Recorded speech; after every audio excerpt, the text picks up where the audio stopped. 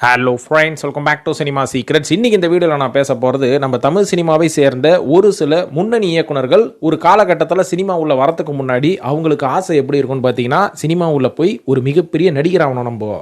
So இந்த மாதிரி கனவுலாம் இருக்கும். ஆனால் உள்ளே வந்து பார்த்ததுக்கப்புறம் தான் தெரியுது ஏகப்பட்ட காம்படிஷன் சினிமா நடிகர் ஆகிறதுக்கு இருக்குது. இல்லைன்னா நம்மளை முடிச்சு விட்ருவாருங்க. அதனால் ஃபஸ்ட்டு நம்ம ஒரு சினிமா இயக்குனர் ஆகலாம். இயக்குனர் ஆனதுக்கப்புறம் நமக்கு ப்ரொடியூசர் ஏகப்பட்ட பேர் வருவாங்க. அதுக்கப்புறம் நம்ம நடிகர் ஆகிடலாம் அப்படின்ற மாதிரி பல பேர் வந்து மாறினது உண்டு.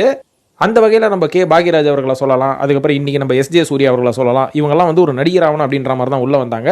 அதுக்கப்புறம் வேற ஒரு ரூட்டை பிடிச்சி இயக்குனராகி அப்படி அவங்களோட படத்தை அவங்களே இயக்கிக்கிட்டு ஒரு மிகப்பெரிய நடிகர் ஆனதெல்லாம் ஒரு மிகப்பெரிய வரலாறு. இதே மாதிரி இப்போ இந்த லிஸ்ட்டில் நான் சொல்ல போகிற ஒரு சில இயக்குனர்கள் ஒழுங்காக இயக்கத்தை பார்த்துக்கிட்டு அப்படி இப்படி ஒரு 10 படம் 20 படம் பண்ணி காரு பங்களா வீடு வாசல்லாம் வாங்கி செட்டில் ஆனதுக்கு அப்புறமா சொந்த காசோ இல்லை எவனாவது இளிச்சவாய மாட்டினானா அவனோட காசில் ஹீரோ வாங்கி ட்ரை பண்ணியிருக்கலாம். ஆனால் இவங்க அதுக்கு மாறாக ஒரே ஒரு படமோ 2 படமோ ஹிட் கொடுத்ததுக்கு அப்புறமா டக்குன்னு நானும் ஹீரோ தாண்டா அப்படின்ற மாதிரி இறங்கினால இவங்க ஹீரோ ஆனாங்களோ இல்லையோ மிகப்பெரிய காமெடி பீஸ் ஆயிட்டாங்க அப்படின்ற மாதிரி சொல்லலாம். ஸோ அவங்கெல்லாம் யார் அப்படின்றத பற்றி தான் இந்த லிஸ்ட்டில் ஒருத்தராக புட்டு வைக்க போகிற. இவங்க ஹீரோவான கதை எப்படி, அதுக்கப்புறம் இவங்க காமெடியான கதை எப்படி அப்படின்றத பற்றி தெள்ள தெளிவாக ஜாலியாக என்டர்டெயின்மெண்ட்டாக பேசலாம் நண்பர்களே. இப்போ வாங்க நேரம் கடத்தாமல் வீடியோவில் போவோம். இந்த லிஸ்ட்டில் முதலாவதாக சொல்ல போகிறவர் தருண் கோபி அவர்கள். தருண் கோபி அப்படின்றவரை 2K கிட்ஸுக்கெல்லாம் பெருசாக தெரிஞ்சுக்கிறதுக்கான வாய்ப்புகள் கிடையாது. ஆனால் ஒரு காலகட்டத்தில் திமிரு அப்படின்ற ஒரு பிளாக் பஸ்டர் படத்தை கொடுத்தவர் தான் இந்த தருண் கோபி. ஆனால் அப்பேற்பட்ட படத்தை கொடுத்தவர் இன்னைக்கு எங்கே போனார் அப்படின்னு தெரியாமல் இருக்கிற அளவுக்கு தமிழ் சினிமா அவர் ஆக்கி விட்டுருச்சு அப்படின்னு நம்ம சொல்ல முடியாது. அவரே அப்படி ஆக்கி விட்டுக்கிட்டாரு. அதாவது தருண் கோபி அவர்கள் திமிரு படத்தை இயக்கிறதுக்கு முன்னாடி இந்த ஒரே ஒரு கதையை மட்டும் எழுதி வச்சுக்கிட்டு 500 ப்ரொடியூசர் கிட்ட போய் சொல்லியிருக்காரு. ஒரு 10 கதையை எழுதி வச்சிருந்தா ஒரு 100 ப்ரொடியூசர் கிட்ட சொல்லியிருந்தா அதுல ஒரு 2 ப்ரொடியூசராச்சும் ஓகே ஆயிருப்பாங்க அப்படின்ற மேல்மாடிய காலியை வச்சுக்கிட்டு 500 ப்ரொடியூசர் கிட்டையும் திமிரு படத்தோட கதையை போய் சொல்லியிருக்காரு. ஸோ இவரு திமிரு படத்தோட கதையை வந்து இந்த ப்ரொடியூசர் கிட்ட சொன்னது கூட தப்பு இல்லைங்க. இவர் போய் சொன்ன ஹீரோ யார் தெரியுங்களா? முதல் ஹீரோவே சிலம்பரசன் அவர்கள். சிலம்பரசன் அவர்கள் இந்த படத்தோட கதையை கேட்டுக்கிட்டு ஓகே நல்லா இருக்குதே நான் பண்ணிட்டு போறேனே அப்படின்ற மாதிரி சொல்லிட்டாரு. ஆனா அதே கதையை அம்மா கிட்ட போய் அப்ரூவல் வாங்குவேன்னு சொன்னதுக்கு அவங்க அம்மா ஃபுல் கதையை கேட்டுவிட்டு இந்த படத்தில் என்னோட பையனுக்கு மிகப்பெரிய மாஸ்லாம் ஒன்றும் இல்லையப்பா, இந்த படத்தில் வந்து ஒரு ஹீரோயின் சென்ட்ரிக் படமாக தான் இருக்குது, ஒரு உமன் சென்ட்ரிக் படமாக தான் இருக்குது, அதனால் ஒரு உமன் டாமினேஷன் ரொம்ப இருக்கிறனால இந்த படத்தோட கதை என் பையனுக்கு வேலைக்கு ஆகாது அப்படின்ற மாதிரி அம்மா தட்டி கழிச்சதுக்கப்புறமா என்னடா பண்ணுறது அப்படின்னு தெரியாமல் இதே கதையை கொண்டு போயிட்டு நம்ம விஷால் அவர்கள்கிட்ட சொல்லியிருக்காரு. விஷால் அவர்கள்கிட்ட சொன்ன உடனே விஷால் அவர்களுக்கு பிடிச்சி போச்சு. அதே மாதிரி விஷால் ப்ரொடக்ஷன் நம்ம ப்ரொடக்ஷன்ல இந்த படத்தை பண்ணிக்கலாம், ஆனால் இந்த சிறையா பண்ண கேரக்டருக்கு நீ ஒன்று மல்லிகா ஷராவத்து இல்லை பிபாஷா பாசு இல்லைன்னா சிம்ரன் அவர்கள் இவங்களில் 3 பேர் யாரையாவது ஒருத்தரை கூட்டிட்டு வா அப்படின்னு சொன்ன உடனே தருண் கோபி என்ன சொல்லியிருக்காரு, இல்லைங்க SS மியூசிக்கில் ஒரு பொண்ணை பார்த்தேன், ஸ்ரேயா ரெட்டி பார்க்கறதுக்கு நல்லா ஜைஜாண்டிக்காக இருக்குது, இந்த வில்லி முகம் அந்த பொண்ணுக்கு அப்பட்டமாக இருக்குது, அதனால இந்த பொண்ணு தான் வேணும்னு இவர் பக்கம் இவர் அட முடிகிறாரு. விஷால் பக்கம் அந்த 3 பாலிவுட் நடிகைகள் இல்லைன்னா சிம்ரன் இவங்க தான் வேணும்னு அட முடிகிறாங்க. கட்சியில் ஜெயிச்சது என்னமோ நம்ம தருண் கோபி அவர்கள் தான். ஏன்னா தருண் கோபி அவர்கள் கேட்ட மாதிரி ஸ்ரேயா ரெட்டியை வந்து சைன் பண்ணிடலாம் அப்படின்ற மாதிரி சைன் பண்ணிட்டாங்க. ஸோ இந்த படமும் ஆரம்பித்து விட்டது. இந்த படம் முடிஞ்சதுக்கு அப்புறமா இவர் ஒரு பேட்டியில் கூப்பிட்டு கேட்கும் போது என்ன சொன்னார்னா, இந்த 2 ஹீரோக்களால் நான் படாத பாடுபட்டுட்டேங்க, என்னதான் இருந்தாலும் திமிர் வந்து ஒரு ஹிட்டு, காலை வந்து அட்டர் ஃப்ளாப்பு, ஆனால் இவங்க 2 பேரோட தலையீடு என்னோட வாழ்க்கையை நாசமாகிடுச்சு அப்படின்ற மாதிரி அதிர்ச்சிகரமான ஒரு ஸ்டேட்மெண்ட்டை கொடுக்குறாரு தருண் கோபி. இதுக்கு முக்கியமான காரணம் என்னன்னு பார்த்தீங்கன்னா, இவர் ஒரு புதுமுக இயக்குனராக வரும்போது ஆரம்பத்தில் விஷால் வச்சு பண்ணும்போது விஷால் அவர்களோட தலையீடு ஏகப்பட்டது இருக்கும். ஏன்னா விஷால் அவர்கள் நடிகராக வரணும் அப்படின்ற ஒரு ஆசை அவருக்கு கிடையவே கிடையாது. அவர் ஒரு இயக்குனர் ஆகணும் அப்படின்ற ஆசை தான்.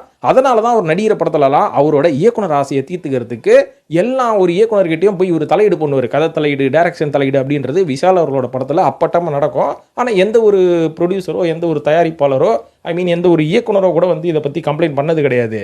காரணம் என்னன்னா, அவர் வந்து ப்ரொடக்ஷன் கவுன்சிலில் இவர் தலைவராக இருந்தார், நடிகர் சங்கத்தில் தலைவராக இருக்கிறார் அப்படின்றனால இவரெல்லாம் எதுக்கு பகச்சிக்கணும் அப்படின்ற மாதிரி விட்டுட்டு விஷால் அவர்களை யாரும் பெருசாக கண்டுக்கிறது கிடையாது. இருந்தாலும் அவர் நடிக்கக்கூடிய எல்லா படங்களிலும் எல்லா இயக்குனரையும் போட்டு நோண்டிட்டு இருக்கிறது தான் விஷால் அவர்களோட வேலையை.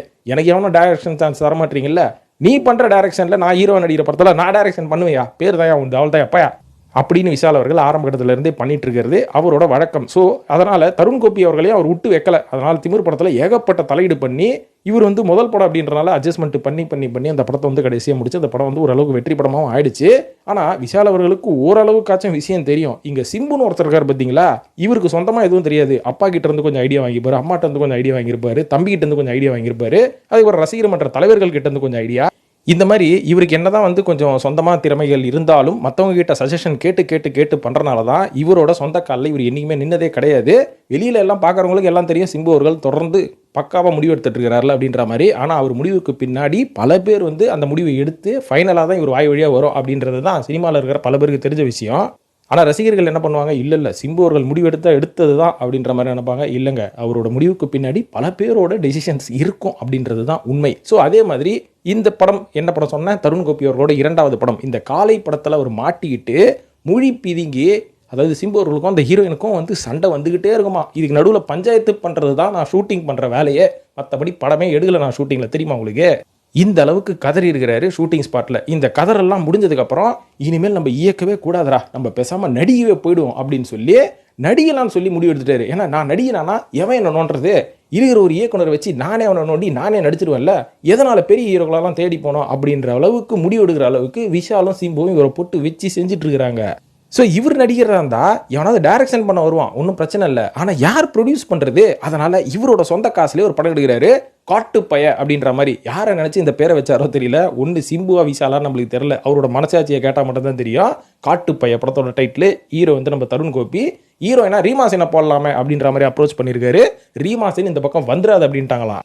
இதுக்கப்புறம் இந்த படம் வந்து செல்படுகல, காசெல்லாம் செலவாக போச்சு, படம் பாதியிலே நின்று போச்சு. அதனால் என்ன பண்ணுறது, நடிகலான்னு முடிவு பண்ணிட்டோம் அப்படின்னு சொல்லி ராசு மாதவன் அவர்கள்கிட்ட கேட்டதுக்கப்புறம் மாயாண்டி குடும்பத்தார் அப்படின்ற ஒரு படம் எடுக்கிறேன், இந்த படத்தில் ஒரு சின்ன கேரக்டருக்கு அதை நீ பண்ணு அப்படின்ற மாதிரி சொல்லியிருக்காங்க. இதுக்கப்புறம் அந்த படம் வெளியானதுக்கப்புறம் இவருக்கு எந்த அளவுக்கு பேர் கிடைச்சதோ தெரியல, இவரை வச்சு கலாய்ன்னு கலாச்சிட்டானுங்க. நீ எல்லாம் ஸ்கூல் ஸ்டூடெண்டா அப்படின்ற அளவுக்கு அவரை கலாச்சிட்டானுங்க. ஸோ அதனால் நடிப்பு இனிமேல் வேலைக்கு ஆகாது, மறுபடியும் நம்ம இயக்கத்திலே போகலாம் அப்படின்ற மாதிரி மனம் திருந்தி இயக்கத்துக்குள்ளே வரலாம் அப்படின்னு நினைக்கும் போது, இந்த இடைப்பட்ட காலத்தில் இவர் ஹீரோவாக நடிக்கலான்னு ஒரு சில வருஷங்கள் வேஸ்ட் பண்ணியிருப்பார்ல, அந்த நேரத்தில் வந்த இயக்குனர்கள்லாம் அடுத்தடுத்த படம் பண்ண ஆரம்பிச்சிட்டானுங்க. இவர் எல்லாருமே மறந்துட்டானுங்க. அதனால 2009வது வருஷம் ஒரு படத்தை ஆரம்பிச்சாரு, அந்த படம் டிராப் ஆயிடுச்சு. 2010வது வருஷம் ஒரு படத்தை வந்து ஆரம்பிச்சாரு, அதுவும் டிராப் ஆயிடுச்சு. அதோட விட்டது 2015ல் வெறி அப்படின்னு திமிரு 2 அப்படின்ற ஒரு டைட்டில் ஒரு படத்தை ஆரம்பிக்கிறாரு. ஆனால் அந்த படமும் செல்படுகவே இல்லை. ஏன் செல்ஃப் எடுக்கல அப்படின்னு கேட்டிங்கன்னா, படம் ஃபுல்லாக முடிஞ்சு போச்சுங்க, படத்தை எடுத்து முடிச்சாச்சு, ரிலீஸ் ஆகாமல் அப்படியே வச்சுட்டு இருக்கிறாராம், கடப்பில் கிடக்குதான் அந்த படம். ஸோ இந்த மாதிரி வந்து அவரோட லைஃப்பை ஒரு இயக்குனராகவே முட்டி மோதி கஷ்டப்பட்டு லைம் லைட்டில் இருக்கும் போதே ஹீரோக்களை வச்சு படம் பண்ணியிருந்தாருன்னா இன்னைக்கு தருண் கோபி அவர்கள் கிட்டத்தட்ட ஒரு 10-15 படம் பண்ணியிருப்பாரு. ஆனால் நடுவில் ஹீரோவதாரம் எடுத்து நானே என்ன டாமினேட் பண்ணிக்கிறேன் அப்படின்னு ஒரு தவறான முடிவு எடுத்தனால தான் இன்னைக்கு தருண் கோபி அவர்களை வச்சு கலாய்க்கிறானுங்க சோசியல் மீடியாவில் எல்லாருமே. ஆனால் உண்மையாகவே இவர் ஒரு நல்ல திறமையான ஒரு இயக்குனர் அப்படின்ற மாதிரி நம்ம சொல்லலாம். ஆனால் ஒரு சில நேரத்தில் நம்ம வாழ்க்கையில் எடுக்கிற தவறான முடிவுகள் நம்மளை தவறான பாதைக்கு கொண்டு போவோம். அதை கரெக்ட் பண்ணிவிட்டு மறுபடியும் நம்ம செகண்ட் இன்னிங்ஸை ஸ்டார்ட் பண்ணி அடித்து விட்டுட்டு ஓட வேண்டியதாங்க. எதை பற்றியும் வருத்தப்படக்கூடாது. என்ன சொல்கிறீங்க? இப்போ இவரை தொடர்ந்து 2வதாக நான் சொல்ல போகிற இயக்குனர் ஒரு நல்ல வித்தியாசமான ஒரு இயக்குனர் தான். தமிழ் சினிமாவில் கல்ட்டு ஃபிலிம்னா என்ன அப்படின்ற ஒரு அர்த்தத்தை டிக்ஷனரியில் தேடுற அளவுக்கு கல்ட்டு ஃபிலிமா ஏகப்பட்ட படங்களை எடுத்து வச்சவர் தான் இயக்குனர் செல்வராகவன் அவர்கள். இவர் எடுத்த படத்தோட இவருக்கு டிராப் ஆன படங்கள் லிஸ்ட்டு தான் பெருசுங்க. உதாரணத்துக்கு மாலை நேரத்து மயக்கம் தனுஷ் நடிக்கவிருந்த படம் காலி ஆயிடுச்சு. அதுக்கப்புறம் கான் அப்படின்ற ஒரு படம் சிம்பு வச்சு எடுத்தாரு, அது என்ன ஆச்சுன்னே தெரியல. அதுக்கப்புறம் விஸ்வரூபம் அப்படின்ற ஒரு படத்தை கமல் வச்சு எடுக்கலாம் போது கமல் அவர்கள் என்ன பண்ணிட்டாரு, இந்த படத்தை நீ டைரக்ட் பண்ணாத, விஸ்வரூபத்தை மட்டும் என்கிட்ட கொடுத்துருன்னு அவர் போய் தனியாக டைரக்ட் பண்ண ஆரம்பிச்சிட்டாரு. டாக்டர் சிந்துபாத் அப்படின்ற 2 படத்தோட டைட்டில் மட்டும் தான் அனௌன்ஸ்மெண்ட் ஆச்சு. அதுக்கப்புறம் அந்த படம் கடைசி வரைக்கும் இன்னி வரைக்கும் என்ன ஆச்சுன்னே தெரியல. இதுக்கப்புறம் தான் வந்து நெஞ்சம் மறப்பதில்லை அப்படின்ற ஒரு படம் ஃபைனலாக வரவே வராது அப்படின்னு பார்த்தா 6-7 வருஷமாக அந்த படத்தை தொடர்ந்து எடுத்து கடைசியாக அந்த படத்தை ரிலீஸே பண்ணியாச்சு. இதுக்கப்புறம் காசிமேடு இந்த படத்தில் வந்து விக்ரம் தனுஷ் பரத்தெல்லாம் வச்சு எடுக்க போகிறோம் ஒரு புரட்சிகரமான படம் வரப்போகுது. வட சென்னைக்கு முன்னாடி இந்த படம் வந்து பூஜை போட்டது அப்படின்ற மாதிரி ஒரு வித்தியாசமான படத்தை வந்து ஆரம்பிச்சாரு. பாவம் அந்த படமும் செல்படுகல. இதுக்கப்புறம் பார்த்தீங்கன்னா என்ன ஆச்சுன்னா, ராணா தகுபாதி மற்றும் கார்த்தி இவங்க 2 பேர் வச்சு ஒரு படத்தை எடுக்கலாம் அப்படின்னு முடிவு பண்ணவர் இன்னி வரைக்கும் முடிவு பண்ணிட்டு இருக்காரு. ஸோ இத்தனை படங்கள் வந்து டிராப் ஆச்சு. ஆனால் இவர் எடுத்த படங்களில் ரொம்பவே வந்து ஒரு ப்ரொடியூசருக்கு ஒரு நல்ல லாபம் கொடுத்த படம், ப்ரொடியூசர்னு சொல்ல முடியாது, இவங்களோட சொந்த படம். அந்த 2 படத்தை தான் வந்து இவர் உருப்படியாக எடுத்து லாபம் கொடுத்தாரு. 3வதா ஏஎம் ரத்னம் அவர்களுக்கு 7G ரெயின்போ காலனின்னு ஒரு படத்தை கொடுத்தாரு பார்த்தீங்களா. இந்த படத்துக்கு அப்புறமாக இவர் எடுத்த எந்த படமும் ஃபினான்ஷியலி லாபமே கொடுக்கலங்க. எப்படி எதுக்கு இத்தனை எப்படி அப்படின்ற மாதிரி கேட்டிங்கன்னா சொல்கிறேன். அதான் அப்படி, அதாவது புதுப்பேட்டை அப்படின்ற ஒரு படம் ஒரு கல்ட் அப்படின்ற மாதிரி சொன்னாலும் அது அந்த காலகட்டத்தில் ஒரு ஆவரேஜான படம் தான். அந்த காலத்தில் அந்த படம் ஓடல. இன்னி நம்ம வந்து ரொம்ப அந்த படத்தை வந்து புகாரம் சூட்டுறோம். ஆனால் அன்றைக்கி வந்து அவ்வளோ ரெஸ்பான்ஸ் அந்த படத்துக்கு கிடையாது. அதே மாதிரி 1000ல் ஒருவன் அந்த படம் வந்து என்னடா படம் அப்படின்ற மாதிரி எல்லாரும் தேட்டர் விட்டு வெளில வந்தாங்க. இன்றைக்கி எல்லாம் கொண்டாடுறாங்க. அந்த படமும் கமர்ஷியல் ஃபெயிலியர். மயக்கம் என்ன வித்தியாசமான ஒரு நல்ல ஒரு படம், அவ்வளோதான். அந்த படம் வந்து எனக்கு ரொம்ப பிடிக்கும். அந்த படமும் பார்த்தீங்கன்னா ஆவரேஜ். 2ஆம் உலகம் ஃப்ளாப்பு, என்ஜிகே மிக்சடு ரிவ்யூஸு, சூர்யான்ற ஒரு ஆள் இருந்தனால கலெக்ஷன் பண்ணிச்சே தவிர அந்த படம் வந்து சூர்யா அவர்களோட ஒரு பிளாக் மார்க் தான் அவரோட கெரியரில் அப்படின்ற மாதிரி ஆயிடுச்சு. அதுக்கப்புறம் நெஞ்சம் மறப்பதில்லை ஏற்கனவே 4 இயர்ஸ் டிலே, அதனால் வந்ததும் தெரியல போனதும் தெரியல. நானே வருவேன் அப்படின்ற படம் தனுஷுக்காக ஒரு மிக்ஸ்டு ரிவ்யூ தான். ஆனால் அந்த படம் வசூல் ரீதியாக ஒன்றுமே எல்லாம் போச்சு. இப்போ 7G ரெயின்போ காலனி 2 அப்படின்ற படத்தை 2022 எடுத்துகிட்டு இருக்காரு. எப்போ வரும் நம்மளுக்கே தெரியாது. அதுவும் என்ன பண்ணுறது. ஸோ இப்படியே எல்லாமே ஆவரேஜான படங்களாக கொடுத்துட்டு இருந்தா ஒரு இயக்குனர் என்ன பண்ணுவார் கடைசியில் அப்படின்னு பார்த்தீங்கன்னா, கழுத நடிகை வந்துடலாம், நடிகை தான் வருவார். அந்த மாதிரி தான் இவரும் நடிகை வந்துட்டார்.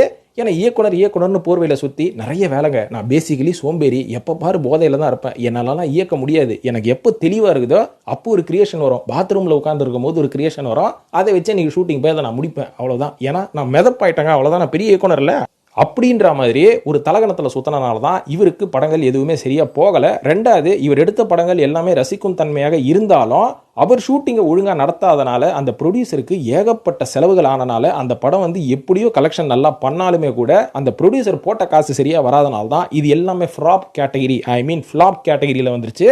ஸோ இருந்தாலும் நான் சொன்ன படங்கள் எல்லாமே ரொம்ப இன்ட்ரெஸ்டிங்காக தான் இருக்கும். தியேட்டர் வைஸ் வந்து அந்த படம் நல்லா போச்சா அப்படின்றது வந்து நம்ம சொல்லவே முடியாது. ஏன்னா இவரோட படங்கள் வந்து தியேட்டரிகள் படம் அப்படின்ற மாதிரி நம்ம எடுத்துக்கவும் முடியாது. இது எல்லாமே நல்ல ரசிக்கும் தன்மையான படங்கள் தான். ஸோ இவர் வந்து ஒரு நல்ல ஃபிலிம் மேக்கர் அப்படின்ற மாதிரி தான் சொல்லுவேன். But not really a personally good person அப்படின்ற மாதிரி சொல்கிறாங்க. ஸோ இதன் காரணமாக தான் ப்ரொடியூசர் எப்படி போனான்னா, அந்த படத்தில் நடித்த ஹீரோ என்ன ஆனான்னா, நான் ஒரு இயக்குனர், எனக்கு இருக்கிற தலகணம் இருந்துகிட்டு தான் இருக்கும். சூர்யா வந்து எனக்கு டேட் கொடுத்தா என்ன கொடுக்கலான்னா, அவர் ஒரு நடிகர் தான், நான் தான் இயக்குனர் அப்படின்ற மாதிரி தலகணத்தோட எல்லா படத்துலையும் இயக்கம் பண்ணுறனால தான் இவருக்கு கெட்ட பேர் ஆயிடுச்சு. இதுக்கப்புறம் என்ன பண்ணுறதுங்க, கடனாகி போச்சு. ஏகப்பட்ட படங்கள் ஃப்ளாப்பு, அடுத்த படம் வரல, வீட்டில் சும்மா உட்காந்துட்டு இருக்க முடியுமா? அதனால் 2022 அப்புறமா தான் பீஸ்ட் அப்படின்ற ஒரு படத்தில் இவர் நடிக்கிறதுக்கு அறிமுகமாகறாரு. அதுக்கப்புறம் தொடர்ந்து செல்வராகவனே நடிக்க வந்தாச்சா, செல்வராக மூஞ்சை கூட நேரடியாக இது வரைக்கும் யாரும் சரியாக பார்த்தது கிடையாது. அரை மூஞ்சி, நிழலுக்கு பின்னாடி மறைஞ்சிருக்கிற மூஞ்சி, கூலிங் கிளாஸ் போட்ட மூஞ்சி அப்படின்ற மாதிரி தான் அவரை பார்த்துருக்கோம். ஸோ இனிமேல் செல்வராகவன் எப்படி இருக்காருன்னு பார்க்கறதுக்கே, அதாவது ரெஸ்லிங்கில் ரே மிஸ்டீரியோ எப்படி இருக்காருன்னு பார்க்கறது ஒரு ஆர்வம் நம்மளுக்கு இருந்திருக்கும் பார்த்தீங்களா? எப்படா இவன் முகமுடியை கழட்டுவான், இவனோட ரியல் ஃபேஸை பார்க்கலான்னு. அவர் ரியல் ஃபேஸை கழட்டினதுக்கு அப்புறமா, அந்த முகமுடியை கழட்டி அவர் மூஞ்சை காமிச்சதுக்கு அப்புறமா அவருக்கு இருக்கிற மவுஸ் போச்சு. அதே மாதிரி செல்வராகவனை பார்க்கணும், ஒழுங்காக பார்க்கணுன்றதுக்காகவே தொடர்ந்து அவர் நடித்த 3-4 படங்களுக்கு எல்லாரும் வந்து பார்த்தாங்க. ஸோ அதுக்கப்புறம் இவரோட மூஞ்சும் புளிச்சு போச்சு எல்லாருக்கும். அட செல்வராகவன் இப்படி தான் இருப்பாரா, அவ்வளோதான், இனிமேல் இந்த படத்தை பார்க்கறது அப்படின்னு அவர் நடிகிற படத்தையும் எவனும் பார்க்கறத விட்டாச்சு. இப்போ அவர் வந்து ஒரு முக்கியமான லீட் கேரக்டர்ல இருந்து கேரக்டர் ஆர்டிஸ்ட் ஆயிட்டாரு. ஸோ இப்போ கண்ணாடியை பார்த்து பேசியிருப்பார் போல இருக்குது. ஒழுங்காக இயக்குனராகவே இருந்துக்கலாமோ, ப்ரொடியூசருக்கு ஒரு நல்ல இயக்குனரா, ஒரு நடிகனுக்கு ஒரு நல்ல இயக்குனரா இப்படியே ட்ராவல் பண்ணியிருந்தா மரியாதையோடு இருந்திருக்குமோ. இன்னைக்கு நடிகை வந்து சின்ன பின்னமாயிட்டமே அப்படின்ற மாதிரி ரொம்ப டிப்ரெஷனில் போய் யூடியூப்ல வீடியோவாக போட்டுருக்கிறாரு. செல்ஃப் மோட்டிவேஷன் வீடியோலாம் போட்டுருக்கிறாரு. யோ, செல்ஃப் மோட்டிவேஷனுக்கு உனக்கு ஒன்றையா சம்மந்தம், உனக்கே ஒருத்தர் மோட்டிவேஷன் கொடுக்கணையோ அப்படின்னு நான் சொல்லலைங்க, ரசிகர்கள் சொல்கிறாங்க. ரசிகர்கள் சொல்கிறத தான் நான் சொல்கிறேன். நம்ம எதுவுமே எக்ஸ்ட்ரா விட்டு போகிறது கிடையாது. ஸோ செல்வராகவனோட சாப்டர் இதோட நம்ம க்ளோஸ் பண்ணிக்கலாம். இவரை தொடர்ந்து 3ஆவதாக சொல்ல போகிறது ராஜகுமாரன் அப்படின்ற ஒரு இயக்குனர். இவர் எத்தனை படம் எடுத்தாரு? இவர் எங்களுக்கு தெரிஞ்சது எல்லாமே தேவயானி புருஷன் அப்படின்ற மாதிரி தான் தெரியும். இவர் ஒரு இயக்குனராக தெரியாது. தேவயானி புருஷனுக்கு அப்புறமா சந்தானம் ட்ரெயினுக்குள்ளே வச்சு செஞ்ச இன்னொரு கேரக்டர் அப்படின்ற மாதிரி தான் இவரை கலாய்ப்பாங்க. ஆனால் பேசிக்கலி ராஜகுமார் யார் அப்படின்னு பார்த்தீங்கன்னா, முதல் படமே வெற்றி படம் கொடுத்தவர், தமிழ் சினிமாவை திரும்பி பார்க்க வச்சவர். இந்த அளவுக்கு ஒரு கமர்ஷியலான அழகான ஒரு லவ் ஸ்டோரி கொடுத்துருக்காங்க அப்படின்ற மாதிரி எல்லாரையும் பார்க்க வச்சவர் தான் ராஜகுமாரன். முதல் படமே என்ன படம், தேவயானி அவர்கள் மற்றும் பார்த்திபன் அவர்களை வச்சு இவர் இயக்கிய படம் தான். என்ன படங்க இது, நீ வருவாயான, அஜித் கூட கேமியோ பண்ணியிருப்பாரு. ஸோ அந்த படம் வந்து அந்த காலகட்டத்தில் மிகப்பெரிய commercial success, big hit, Tamil Nadu state அவார்ட்லாம் வாங்கிச்சு. ஆர்பி சௌத்ரி அவர்கள் ரொம்ப புன்னகையுடன் இருந்த படம் அப்படின்ற மாதிரி சொல்லலாம். இவரோட கொலாபரேஷனில் கடைசியாக ஒரு சிரிச்ச படம் கூட சொல்லலாம். அதுக்கப்புறம் ஒரே வருத்தம் தான். ஸோ இதுக்கப்புறம் 2ஆவதா ஒரு படத்தை எடுக்கலாம்னு முடிவு பண்ணுறாரு. இந்த படம் வந்து செல்ஃப் எடுக்கல. அதுக்கப்புறம் மறுபடியும் போய் நம்ம ஆர்பி சௌத்ரி கிட்டே காலையில் விழுந்ததுக்கு அப்புறமா விண்ணுக்கும் மண்ணுக்கும் அப்படின்ற ஒரு படம் எடுக்க போறேன் அப்படின்னாரு. இவரை நம்பி சியான் விக்ரம் அவர்கள் மற்றும் சரத்குமார் அவர்கள் 2 பேரும் தேதி கொடுத்து மாட்டி சிக்கி சின்ன பின்னமாயி இவன் படத்தில் ஏன்டா டேட்டு கொடுத்தோம் அப்படின்ற அளவுக்கு ஃப்ரஸ்ட்ரேட் ஆன ஒரு பீரியட் தான் அப்படின்ற மாதிரி சொல்லலாம். ஏன்னா விண்ணுக்கும் மண்ணுக்கும் அப்படின்ற ஒரு படம் இவருக்காக இவர் எடுத்த படம் அப்படின்ற மாதிரி சொல்றாங்க. ஏன்னா இவர் தேவயானி அவர்களை எப்படியாவது உசார் பண்ணணும் அப்படின்ற ஒரு பிளானுக்காக தான் இப்படி ஒரு படத்தை எடுக்கிறாரு. இதுக்கு மொய்யான எழுதிட்டு போகிற மாதிரி இந்த படம் போட்டோம் அப்படின்ற மாதிரி ஆர்பி சௌத்ரி அவர்களே சொல்லியிருக்கிறாரு. ஏன்னா அந்த படம் அட்ரு ஃப்ளாப்பு. 2வது ப்ரொடக்ஷன் காஸ்ட் ஏகப்பட்டதை இழுத்து விட்டாச்சு. படத்தில் வந்து பார்த்தீங்கன்னா பாட்டும் அதை சுற்றி இருக்கிற அந்த சீனரிஸு மற்றும் லொக்கேஷன்ஸ் அவ்வளோ அழகாக இருக்கும் படத்தில். மற்றபடி கதைக்களமாக அந்த படம் வந்து ரொம்ப சுவாரஸ்யத்தை கொடுக்காது. அதனால் விக்ரம் அவர்கள் பீக்கில் வந்துட்டு இருக்கும் போதே இந்த படம் அவரோட கெரியரை லைட்டாக முடிச்சு விட்டு சர்க்கிள் ஆக்கி விட்டுருச்சு. இதுக்கப்புறம் விக்ரம் அவர்கள் ரொம்ப கதையை வந்து தேர்ந்தெடுத்து உஷாராய் நடிக்க ஆரம்பிச்சார் அப்படின்ற மாதிரி சொல்லலாம். சரத்குமார் அவர்களும் கொஞ்சம் சரிஞ்சிட்டார் இந்த படத்துல இருந்து சொல்லலாம். இதுக்கு முக்கியமான காரணம் ராஜகுமார் அவர்கள் அவர் அதிகமாக காதல் வைத்திருந்த தேவயானியை உசார் பண்ணணும் அப்படின்ற ஒரு சுயநலத்துக்காக எடுக்கப்பட்ட படம். இயக்குனர் அப்படின்றது எவ்வளோ பெரிய ஒரு கேப்டன் ஆஃப் த ஷிப்னு சொல்லுவாங்க. ஆனால் உங்கள் சுயநலத்துக்கு நீங்கள் படம் எடுத்தால் அதுக்கப்புறம் உங்களை நம்பி எத்தனை பேர் அந்த படத்தில் இருக்கிறாங்க, அவங்க எல்லாரோட வாழ்க்கை என்ன ஆகுறது அப்படின்றத கொஞ்சம் கூட யோசிக்கவே இல்லை ராஜகுமாரன் அவர்கள். இதுக்கப்புறமா ஒரு சின்ன கேப்புக்கு அப்புறமா காதலுடன் அப்படின்னு முரளி அவர்களை வச்சு மறுபடியும் தேவயானி ஹீரோயினா போட்டு இந்த படத்தை எடுக்கிறாரு. அந்த படமும் ஃப்ளாப் ஆனதுக்கப்புறமா டோட்டலாக 10 வருஷம் எந்த வேலையும் இல்லாமல் எந்த ஒரு படத்தை இயக்காமல் வீட்டிலேயே சும்மா உட்காந்துட்டு இருந்தவர் டக்குனு தேவயானி அவர்கள் நிறைய சீரியல்லாம் நடிக்க காசு சம்பாரிச்சாங்க பார்த்தீங்களா. இந்த காசை வச்சு நம்ம ஒரு படத்தை மறுபடியும் டைரக்ட் பண்ணுறோம், டேய் நானே ஹீரோ இறங்குறேன்டா, நீங்களாம் என்னப்பா என் படத்தில் நடிக்கிறது அப்படின்ற மாதிரி 2013 வருஷம் ராதே அப்படின்ற ஒரு ப்ரொடக்ஷன் கம்பெனி ஆரம்பித்து திருமதி தமிழ் அப்படின்ற ஒரு படத்தை இவரே ஃபினான்ஸ் பண்ணி இவரே ஹீரோவாக நடிக்கிறாரு. இந்த படம் வெளியானதுக்கு அப்புறம் இந்த படம் வந்து அட்டர் ஃப்ளாப் ஆகும் அப்படின்னு அவருக்கே தெரியும் போல இருக்குது. ஃப்ளாப் ஆயிடுச்சு. ஆனால் ஒரு கெட்டதுலேயே ஒரு நல்லது என்ன தெரியுங்களா, இவருக்குள்ளேயும் ஒரு தமாசான ஒரு மூஞ்சி இருக்குது அப்படின்றத சந்தானத்துக்கிட்ட காமிக்கிறதுக்காகவே ஒரு ஆடிஷன் கிளிப்பாக இந்த 2013 வந்த திருமதி தமிழ் எடுத்துக்கிட்டாங்க அப்படின்ற மாதிரி தான் சொல்லப்படுது. ஏன்னா அடுத்த வருஷமே சந்தானம் அவர்கள் எடுத்த வல்லவனுக்கு புல்லும் ஆயுதம் அப்படின்ற ஒரு படத்தில் பவர் ஸ்டார் ஸ்ரீனிவாசனை ரீப்ளேஸ் பண்ணுறதுக்குன்னு ஒரு மெட்டீரியல் பார்த்துட்டு இருந்தேன். கரெக்டாக இந்த மூஞ்சி மாட்டிக்கிச்சின்னு சொல்லி இவரை கூட்டின்னு வந்து ஒரு காமெடி சீக்வன்ஸ் நடிக்க வச்சுட்டாரு. அந்த நேரத்தில் இவர் எவ்வளோ காமெடி பண்ணாரோ இல்லையோ, தேவயானி அவர்களுக்கு ரொம்ப அசிங்கமாக போய் அழுதுட்டாங்களாம். என்ன சந்தானம் இப்படி பண்ணிட்டேன் என் புருஷனை வச்சுன்னு. அதுக்கு சந்தானம் என்ன சொல்லியிருக்காரு, கதையை ஃபுல்லாக சொல்லியாச்சு, கேரக்டரும் சொல்லியாச்சு, ஒத்துக்கிட்டு வந்து நடிச்சதுக்கப்புறம் நீங்கள் இதெல்லாம் சொல்லக்கூடாது இல்லையா அப்படின்ற மாதிரி அவங்களுக்குள்ள ஒரு தகராறு ஆயிடுச்சா.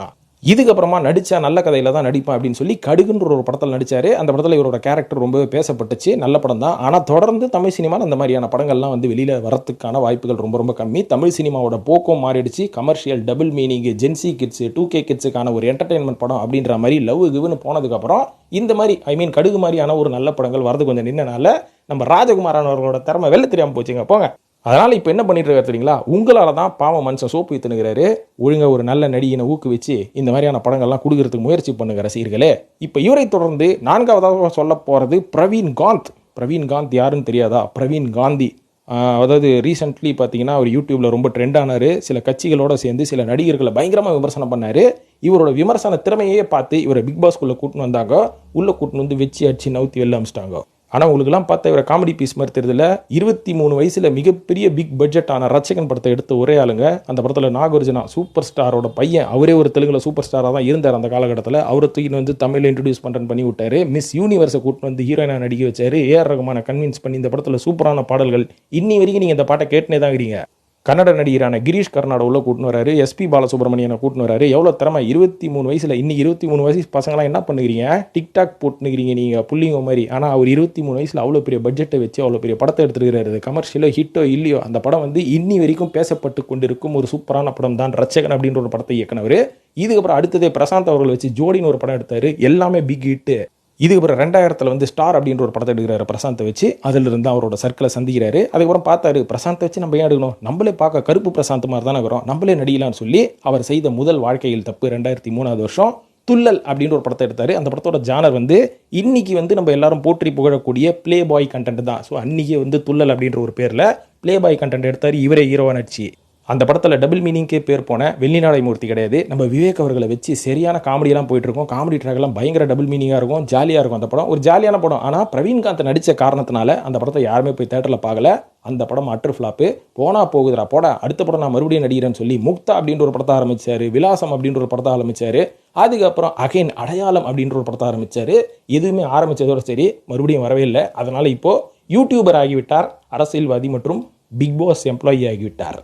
ஸோ இவரை தொடர்ந்து 5வதாக சொல்ல போகிறது சந்தோஷ் பி ஜெயக்குமார் அப்படின்ற ஒருத்தர் தான்.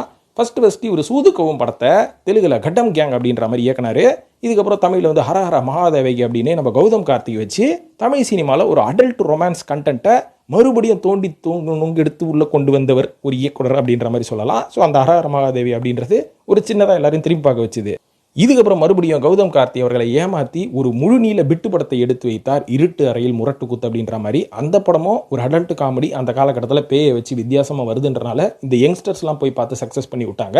ஸோ இதுதான் நம்ம சக்ஸஸ் ஃபார்முலா அப்படின்னு சொல்லி அடுத்ததாக 2ஆம் குத்துக்கு கௌதம் கார்த்தி அப்ரோச் பண்ணும்போது தான் தெரியுது, ஏற்கனவே எங்கள் அப்பா செருப்படி வாங்கினுக்கிறாரு, என்னையும் கூட்டிட்டு போய் உன் படத்தில் வந்து நடிக்க வச்சு என்ன ஒரு பிட்டு படம் ஹீரோ அப்படின்ற மாதிரி நான் கொண்டு போயிடாத, நான் வரவே மாட்டேன் உன் படத்துக்கு அப்படின்னு சொன்ன கையோட தோ பர்றா நானே நடிகிறேன் பாரு அப்படின்னு சொல்லி 2ஆம் குத்து அப்படின்ற ஒரு படத்தில் இவரே போய் குத்துறதுக்கு இறங்கிட்டாரு. இவரே ஹீரோ ஆயிட்டாரு. ஸோ அந்த படம் வந்து பார்த்தீங்கன்னா அப்படி இப்படி மிக்சட் ரிவ்யூஸ்லாம் வந்து இந்த இயக்குனருக்கு என்னென்ன மாதிரியான செருப்படி கொடுக்கணுமோ எல்லாமே கொடுத்தாச்சு. ஸோ இதுக்கப்புறம் இந்த கண்டென்ட்டை வந்து நம்ம அப்படியே ட்ராவல் பண்ணுவோம், கொஞ்சம் ஆபாசத்தை குறைக்கலாம்னு சொல்லி மறுபடியும் இவர் வந்து த பாய்ஸ் அப்படின்ற ஒரு அடல்ட் காமெடி நடிக்கிறாரு. அந்த படம் சுமாராக வருது. இதுக்கப்புறம் என்ன பண்ணுறது, நம்மளை அடல்ட் ஒரு டேரக்டராக மாற்றி விட்டானுங்க, இதுக்கப்புறம் நம்மளுக்கு வந்து எந்த ப்ரொடியூசரும் கிடைக்க மாட்டாங்கன்னு இப்போ வெயிட் பண்ணிட்டு சிசிஎல்ல கிரிக்கெட் விளையாண்டுக்கிறாரு. ஸோ இவரோட வாழ்க்கையிலையும் பார்த்தீங்கன்னா இயக்குனர் அப்படின்ற ஒரு நல்ல ஆப்பர்ச்சுனிட்டி கிடச்சிது. ஏதோ ஆரம்பத்தில் நம்மளை திரும்பி பார்க்க வைக்கணும் அப்படின்னு சொல்லி நம்ம அடல்ட்டோ கிடல்ட்டோ வைலன்ஸோ ஏதோ ஒன்றத்தை எடுத்து திரும்பி பார்க்க வைக்கிறோம். அதுக்கப்புறம் நம்ம மக்களுக்கு என்ன அந்த காலகட்டத்தில் தேவையோ அப்பேற்பட்ட ஒரு கமர்ஷியல் படத்தை கொடுத்துட்டு ஜாலியாக ட்ராவல் ஆகிறத விட்டுட்டு நம்மளுக்கு திறமையே இல்லை அப்படின்றனால நம்ம இந்த மாதிரி படங்கள் எடுக்கிறோம். இதை கூட தெரியாமல் நம்மளே ஹீரோவாக நடிக்கிறோம். பார்த்தீங்களா, இது எவ்வளோ பெரிய முட்டாள்தனம் நண்பர்களே. ஸோ இவரை தொடர்ந்து 6வதாக சொல்ல போகிறது தங்கர் பச்சான். அதாவது யூடியூப்பில் ஒரு ப்ரொடியூசர் அப்பப்போ கதறுவார். என்னென்னா, கிளிக்கு வந்து உமி வாங்குறதுக்கு 2 லட்ச ரூபா செலவு பண்ணாங்க, இவனை வச்செல்லாம் நாங்கள் படம் எடுத்தோம் பாரு அப்படின்ற மாதிரி சொன்னார். ஆனால் இவரை வச்சு அவர் என்ன படம் எடுத்தாருன்னு எனக்கு தெரியல. கேட்டால் 9 ரூபாய் நோட்டுன்றாங்க. ஆனால் இந்த ப்ரொடியூசருக்கும் அந்த ஒரு ப்ரொடக்ஷன் கம்பெனிக்கும் எந்த சம்மந்தமும் இல்லை. ஆனால் யூடியூப்பில் அவர் சொல்கிறாரு, 5 ஸ்டார் ஹோட்டலில் போய் கிளியை உட்கார வச்சு 2 லட்ச ரூபாய்க்கு ஊமி வாங்கி கிளியை வளர்த்துன்னு இருந்தாங்க எங்களோட காசில். ஸோ இப்பேற்பட்ட கதைலாம் இவர்கிட்ட வந்தது. ஸோ இவரோட உண்மையான பேர் வந்து தங்கர் பச்சானோ அமிதாப் பச்சானோ கிடையாது, தங்கராஜ். தங்கர் பச்சானா ஏன் மாறுச்சுன்னு நம்மளுக்கு தெரியல. சரி, விஷயத்துக்கு வரேன். இவர் வந்து பார்ன் அண்ட் பாட் அப் இன் பன்ருட்டிங்க. இந்த பன்ருட்டியிலிருந்து அவர் வெளில வந்தனால தான் இவரோட படங்கள் வந்து அந்த பன்ருட்டி வாசனை சூப்பராக வீசும். அதாவது அந்த காலகட்டத்தில் கிராமத்து போகிற படங்கள்னா மதுரை, திண்டுக்கல், கோயம்புத்தூர், இந்த பக்கம் சென்னைக்கு வந்தால் வட சென்னை இப்படி தான் எடுத்துகிட்டு இருந்தாங்க. ஆனால் முதல் தடவையாக இவரோட படத்தில் மட்டும்தான் ஃபுல் அண்ட் ஃபுல் பன்ருட்டி பற்றி, பன்ருட்டியோட பெருமைகள், அந்த லேண்ட்ஸ்கேப் ரொம்ப அழகாக காமிப்பார். அப்பப்போ பலாப்பழம் வந்துடும் படத்தில். ஸோ ஆரம்பத்தில் இவர் ஒரு சினிமாட்டோகிராஃபராக இருந்தனால இவரோட படத்தில் விஷுவல்ஸ்லாம் வந்து ரொம்ப தத்ரூபமாக இருக்கும். நம்மளே அந்த இடத்துல வாழ்கிற மாதிரி இருக்கும். அவ்வளோ அழகான படங்கள்லாம் கொடுத்தவர் தான். அழகி வந்து ஒரு பெரிய ஹிட், சொல்ல மறந்த கதை அப்படின்றது ஒரு சூப்பரான படம், தென்றல் வந்து ஒரு ஃபீல் குட் படம். ஸோ இந்த மாதிரி படங்கள்லாம் கொடுத்துட்டு இருந்தவர் திடீர்னு நானும் களமிறங்குறேன் பாடுற ஒரு நடிகராக ஹீரோவான்னு சொல்லி சிதம்பரத்தில் ஒரு அப்பாசாமி அப்படின்ற ஒரு படத்தை நடித்தார்.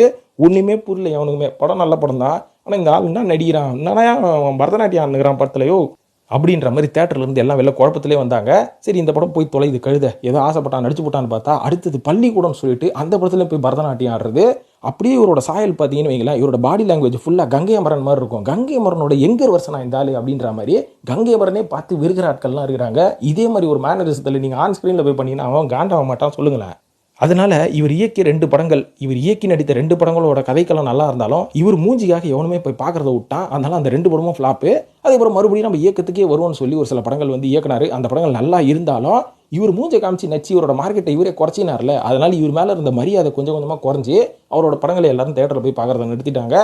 இப்போ அவரோட படங்கள் நல்லா இருந்தாலும் ஓடுறது கிடையாதுங்க. அப்படிதாங்க. இந்த லிஸ்ட்டில் 7வதாக சொல்ல போகிறது ஜிவிஎம். இவரை வந்து நம்ம சொல்லாமல் இருக்கவே முடியாது. ஏன்னா இவரோட கெரியரில் ஒரு இயக்குனராக இருந்து என்னென்ன பாடுபடணுமோ எல்லாமே பட்டுட்டாரு. அது எல்லாத்துக்கும் காரணம் யார் தெரியுங்களா? அந்த ஒரு ஆள் தான், வேற யாரும் இல்லை. ஜியோமே கண்ணாடியை பார்த்து சொல்லிக்க வேண்டியது தான். இவரோட பிரச்சனைகள் எல்லாத்துக்கும் காரணம் இவர் தான். ஆனால் இவரை பேட்டியில் உட்கார வச்சா இவர் எல்லாருமே குறை சொல்லுவார். மொத்த தமிழ் சினிமாவும் குறை சொல்லுவார். அந்த பக்கம் ஹாலிவுட்டில் போய் எல்லா நடிகர்கள், ஸ்டீபன் ஸ்பீல்பர்கு, கிறிஸ்டோபர் நோலனை கூட இவர் குறை சொல்லுவார். ஆனால் எல்லா தப்புக்கும் இவரோட அகலக்கால் வைத்த பிரச்சனை தான். ஏன்னா ஒரு விஷயத்தை செய்யும் போது அதை கரெக்டாக கால்குலேட் பண்ணி இது எப்படி நடக்கும் அப்படின்றதெல்லாம் பற்றி யோசிக்கிறதே கிடையாது. படத்தில் மட்டும்தான் இங்கிலீஷ் வசனம்லாம். ஆனால் உண்மையாக நேரில் போய் பார்த்தோன்னு வைங்களேன், எந்த கால்குலேஷனும் சரியே கிடையாது. அதாவது ஆரம்பத்தில் மின்னலே காக்க இந்த 2 படங்கள் மட்டும்தான் இவர் ஒழுங்காக உருப்படியாக கொடுத்ததுன்னு சொல்லலாம். வேட்டையாடு விளையாடு படத்துலேருந்தே பிரச்சனை ஸ்டார்ட் ஆயிடுச்சு இவருக்கு, ப்ரொடியூசருக்கு, ஹீரோக்கு. அதாவது வேட்டையாடு விளையாடு படத்தில் கமல் அவர்கள் என்ன காண்டில் இருந்தார்னா இந்த படத்தை பாதியிலே விட்டுட்டு நடிக்க மாட்டேன்னு கிளம்பி போயிருப்பார். அதுக்கப்புறமா நம்ம கௌதம் மேனனும் ப்ரொடியூசரும் உட்காந்து கமல் அவர்களை கன்வின்ஸ் பண்ணதுக்கப்புறம் தான் இந்த படத்தில் மறுபடியும் நடிக்க வந்தார். ப்ரொடியூசர் வந்து தற்கொலை முயற்சியெல்லாம் பண்ணிட்டாரு. அதனால தான் கமல் வந்து இந்த படத்தை முடிச்சு கொடுத்தாரு. இந்த படம் வந்து பாக்ஸ் ஆஃபீஸில் ஓகே அப்படின்ற மாதிரி இந்த 3 படம் தாங்க உருப்படியாக அவரோட கெரியரில் சொல்லிடலாம்.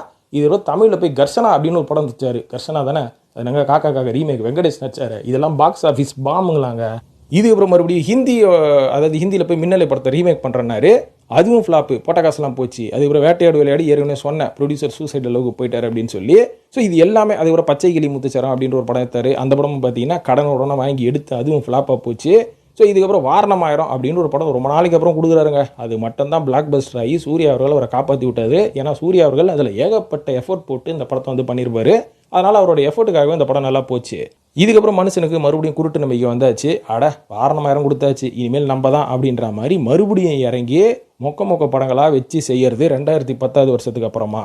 அப்போ தான் இவர் என்ன முடிவு எடுக்கிறாருன்னு பார்த்தீங்கன்னா, நம்மக்கிட்ட இவ்வளோ திறமை இருக்குது, வாரணமாயிரம் மாதிரியான ஒரு கல்ட்டு ஃபிலிமான நம்ம கொடுக்குறோமே, நம்ம ஏன் சொந்தமாக காசு போட்டு படம் எடுக்கக்கூடாது? ஏன்னா இவனுங்க கிட்ட வந்து காசு கேட்டால், ப்ரொடியூசர் கிட்ட கேட்டால் 1 மாதத்தில் எடுத்து கொடு, 2 மாதத்தில் எடுத்து கொடுன்னு உயிர் எடுக்கிறாங்க. என்னோட கிரியேஷன் என்கிட்ட ஸ்கிரிப்டே கிடையாது, நான் யோசிச்சு தான் எடுப்பேன். 1 வருஷம் எடுப்பேன் ஒரு படத்தை.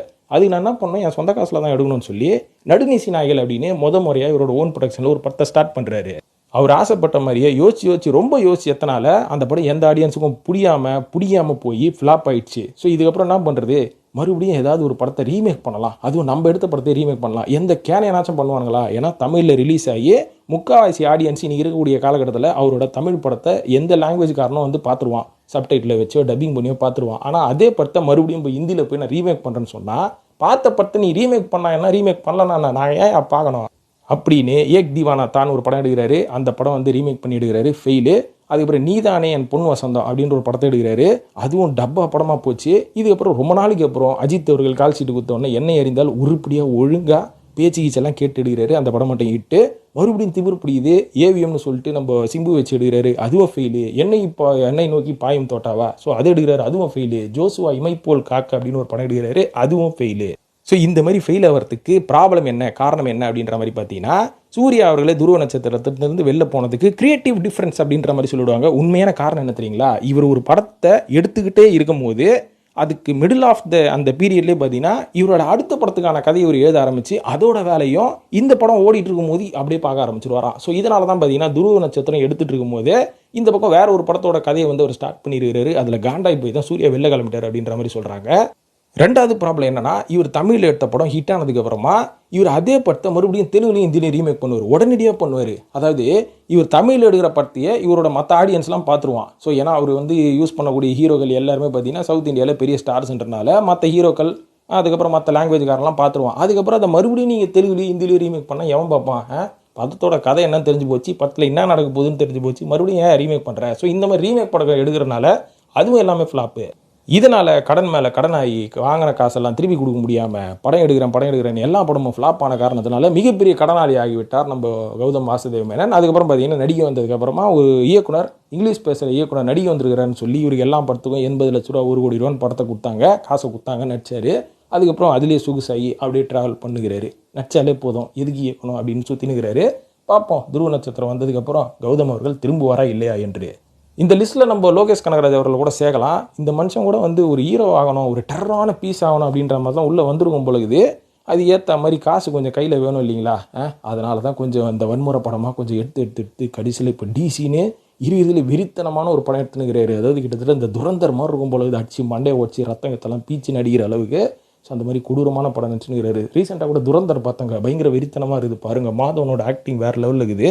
ஸோ இந்த மாதிரி படங்கள் வந்து வன்முறையாக இருந்தாலும் ரசிக்கும் தன்மையாக தான் இருக்குது. ஆனால் அந்த வன்முறையை கொஞ்சம் குறைச்சிக்கலாம், என்ன பண்ணுறது? இப்போ துரந்தரில் வந்து அது வன்முறையாக இருக்குதுன்னா அது உண்மையாக நடந்த சம்பவன்ற மாதிரி ஒரு மாதிரி கொண்டு போயிருக்கிறானுங்க. அதனால் அதை வைக்கணுன்றது ஒரு கட்டாயம். லோகேஷ் கனகராஜ் படத்தில் ஏன் அப்படி வைக்கணும் அப்படின்றத நம்ம அவரை பற்றி தான் கேட்கணும், அவரை பார்த்து தான் கேட்கணும் நண்பர்களே. ஸோ இந்த லிஸ்ட்டில் நான் சொன்ன இயக்குனர்கள் மட்டும்தான் இப்படி சிக்கி சின்ன பின்னமானாங்களான்னு கேட்டிங்கன்னா இந்த லிஸ்ட்டில் ஏகப்பட்ட பேர் இருக்கிறாங்க. அவங்களாம் யாருன்றதை நம்ம அடுத்தடுத்த வீடியோவில் நம்ம பேசுவோம். ஸோ இந்த வீடியோ பார்த்ததுக்கு நன்றி. இது பற்றிய கருத்துக்களை கமெண்ட்டில் போட்டு, இந்த இயக்குனரும் இப்படி தாங்க ஒழுங்காக இயக்கம் பண்ணிட்டு இருந்தான், அவனும் தேவையில்லாமல் வந்து நடிகர் ஆகிறான்னு சொல்லி சாவடிச்சுங்கிறான்னு நீங்கள் யாராவது ஒருத்தரை நினச்சிங்கன்னா அவங்களையும் கமெண்ட்டில் போடுங்க, நான் அவங்களை பற்றி தெரிஞ்சுக்கிறேன் நண்பர்களே. நன்றி, வணக்கம்.